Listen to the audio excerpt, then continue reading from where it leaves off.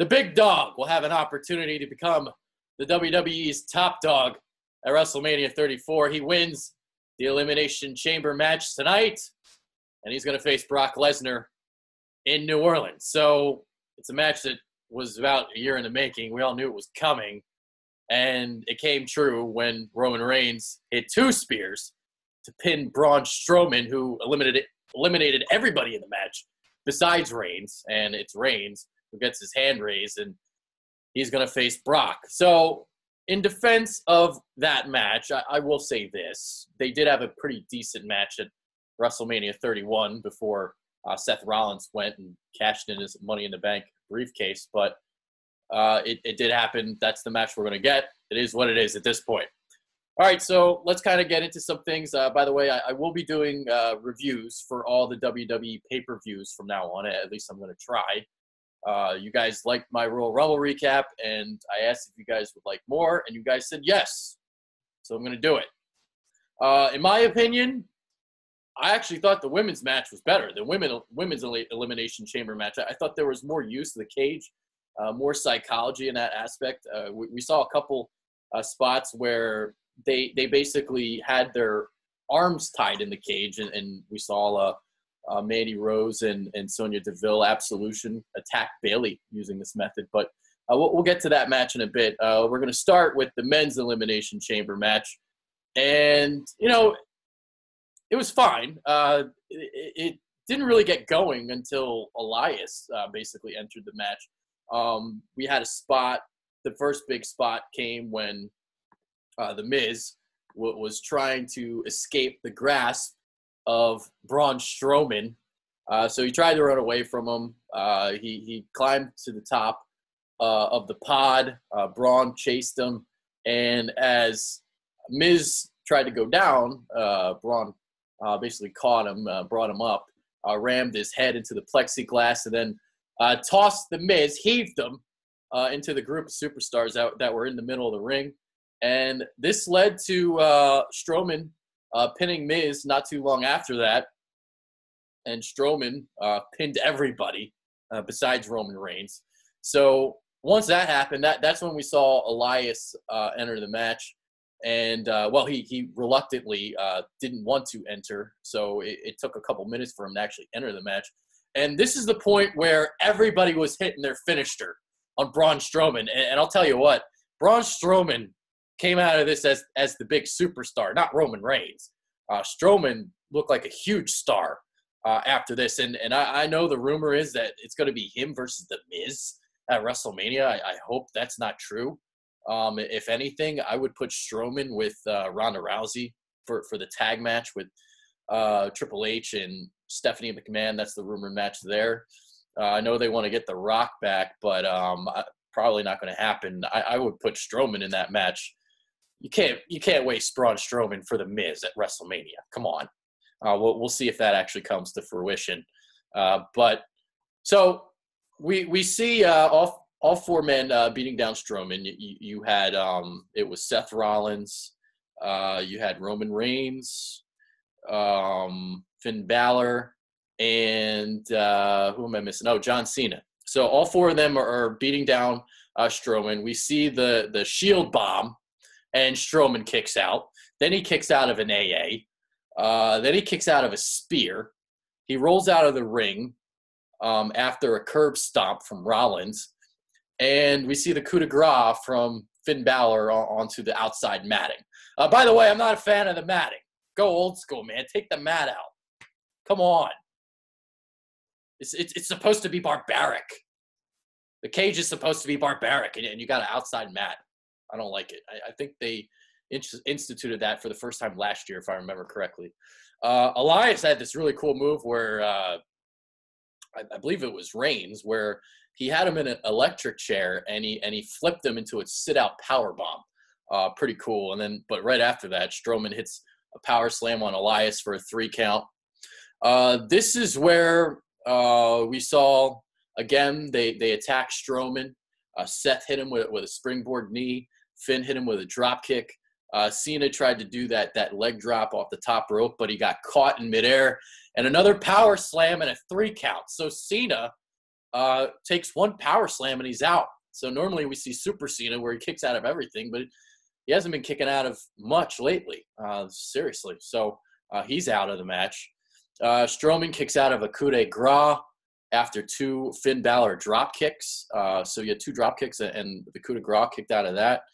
And we saw Strowman hit the power slam on Finn Balor for the 3 count there. We see Roman Reigns and Rollins. They temporarily team up on Strowman and they send him into the cage. Not a lot of sending wrestlers into the cage in this match, but we saw it there. And then the opposite of the Royal Rumble happened, where we saw Reigns turn against Rollins. Well, in this match, we saw Rollins turn against Reigns. Then we see, again, they use the spot where they're trying to get away from Strowman. It's Rollins who's trying to climb away from Strowman. He gets onto the top of the pod. Reigns hits a Samoan drop on Strowman, and Rollins does a frog splash from the top of the pod onto Strowman in the ring. Then we see a pair of super kicks from Rollins. He goes for the curb stomp. Strowman counters into his power slam, and there's another 3 count. So now we're down to Reigns and Strowman. Reigns flies over the top rope, sends Braun into the cage. Then we see Braun try to spear Reigns, and he runs into the pod. And then it takes 2 spears to finally eliminate Braun Strowman, and it's Reigns who has his hand raised. So there's your men's Elimination Chamber match. It was solid. It was what it was. I gave it 3 3/4 stars. So I'm going to use a star metric. I will have all that in the description box below. So I took notes on all these matches, by the way. I was doing double duty tonight. I was watching the Elimination Chamber and also watching the Sixers at the same time, doing videos for Philly influencers. So the last match, I took notes on my laptop, but the first 4, I used a notebook, and I don't know if I'm going to be able to read my writing, but honestly, there's not really much else to get into after the Women's Elimination Chamber match, but we're going to get into that right now. So I talked a little bit about this earlier, and I thought the women did a lot better job using the cage and, basically ramming opponents' face into the cage and backs into the cage. But another thing that we saw tonight was where the women were basically, when they missed a punch, their arm would get caught in the cage, and this would lead to a beatdown of sorts when this would happen. We saw Bayley double teamed by Absolution. Oh man, Bayley double teamed by Absolution. That didn't sound sexy.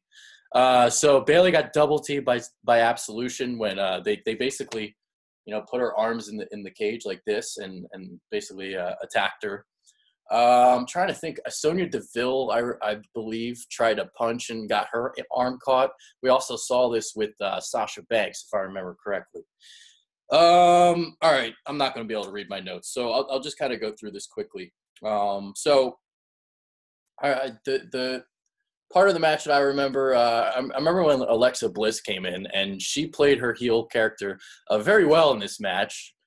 So in the men's match, we saw The Miz and Seth Rollins try to run away from Braun Strowman. Well, in this match, we saw Alexa Bliss trying to run away from Sasha Banks and Bayley. So obviously they're best friends in the WWE, and they tried to double team Alexa. Oh man, that's even hotter. Sasha and Bayley double teaming Alexa. Yeah. So Alexa's trying to escape, trying to do whatever she can to get away from them. And then we see the point where Sasha is on top of the pod with Alexa, and she kicks down Bayley. So we kind of see a little. We seem to be on the precipice of a turn. I'm not sure if it's going to be Sasha who turns or Bayley, but they're definitely teasing a Sasha turn as of right now. So we'll see if that actually happens.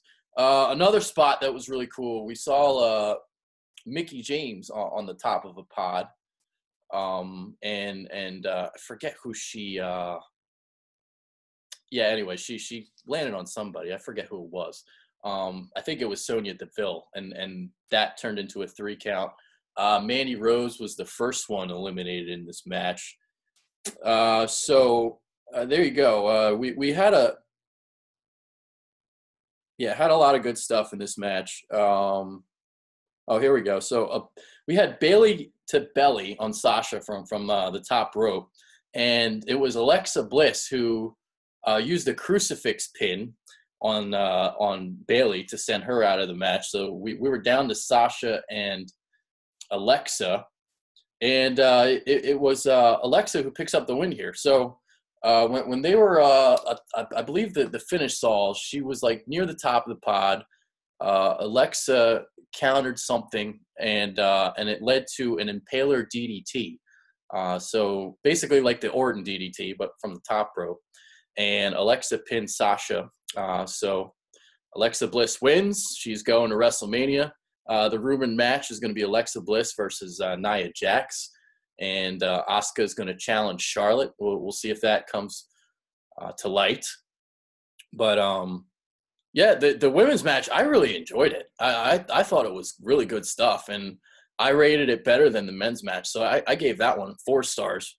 The men's match gets 3 3/4. So these two matches, pretty good. And besides that, not really much else to talk about on this card. I did enjoy the Asuka and Nia Jax match. They did a really good job of building Nia Jax up prior to this. And although I didn't really understand the stipulation, because Nia Jax shouldn't be handed an opportunity to go to WrestleMania.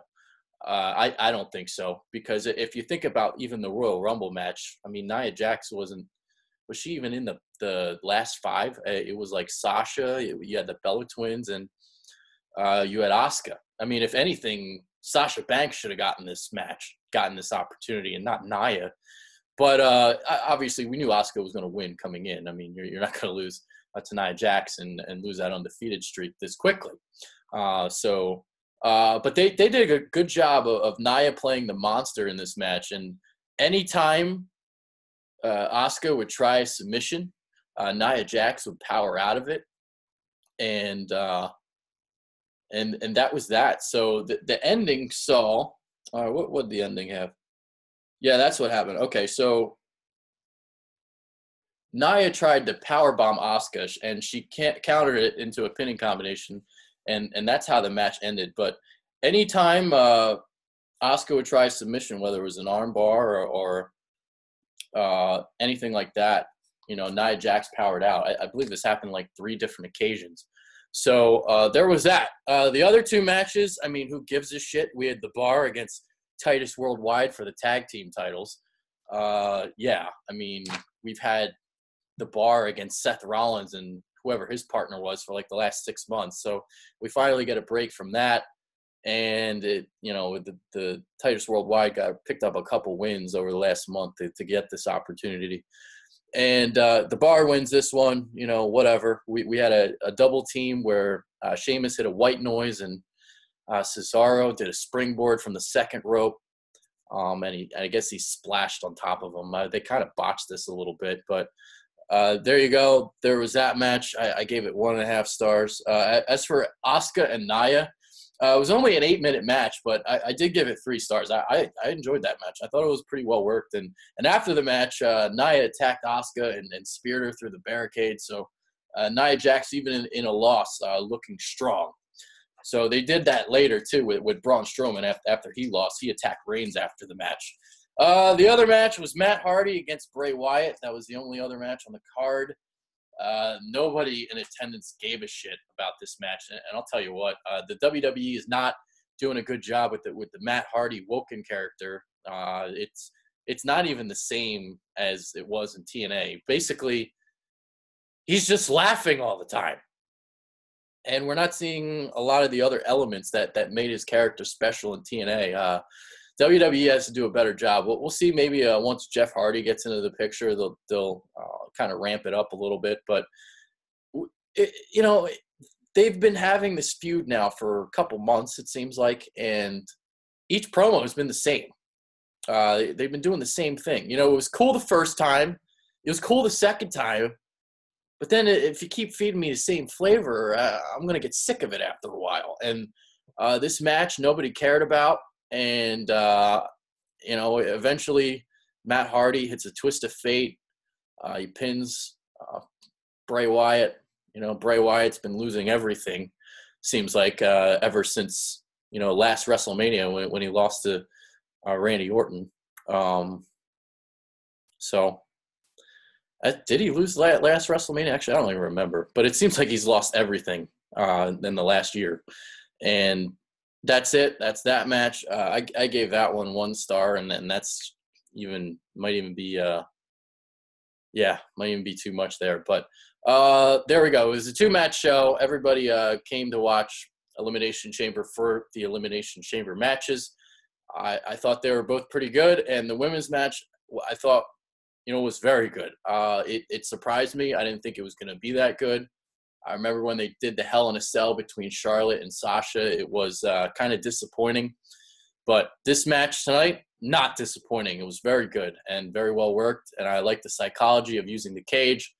They did a better job than the men did, in my opinion. So with that being said, I'm Adrian Fetcu. That is your recap, your review for the Elimination Chamber. And hopefully the next time I cover a pay-per-view, I can actually read my writing. So here you go. Here's the notes I took on this pay-per-view. I couldn't read what I took on the women's match, so I apologize for that. But next time I will be using a laptop and I can read everything. So I'm out. Take care. Let me know in the comment section below how would you rate these matches. And let me know if you guys thought I did a pretty good job recapping this too. So I'm out of here. Take care. Peace.